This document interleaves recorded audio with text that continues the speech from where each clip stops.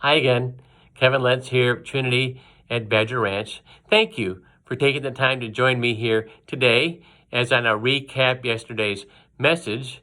And the text I used as my basis was Matthew chapter 10, verse 8, where Jesus simply said this very simple phrase, freely you have received, freely give.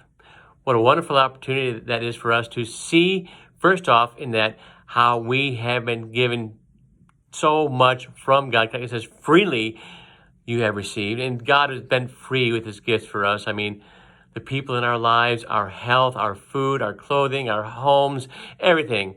God sees to it his children are blessed because God gives to us. And knowing God is the giver of all good things, we can also then say, as Jesus did, freely I will give.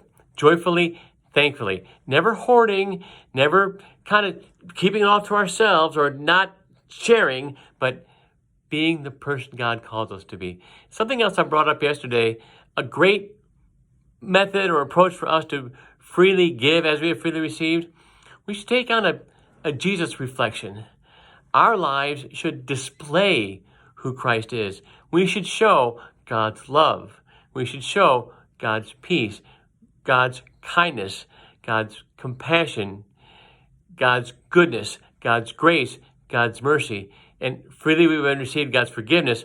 That means we should freely forgive others in our lives as well. When they wrong us or whatever the case might be, we don't hold anything over their head. We want to freely forgive as we've freely been forgiven.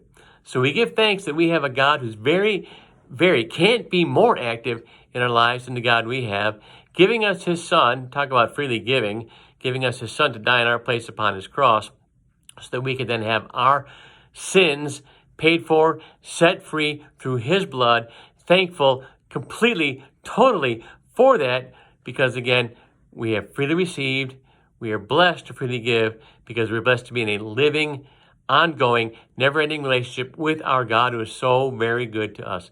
Please share this with others. As you're watching this on any social media, I invite you to share it and then tell your friends to share it as well. We're trying to get the good news of Jesus Christ out to the world as much as we can here. So I'm asking for simply you to do that for us. God bless the rest of your day. I hope all of you have had a wonderful Father's Day and godly men in this world, and God keep you safe. God bless. Bye-bye.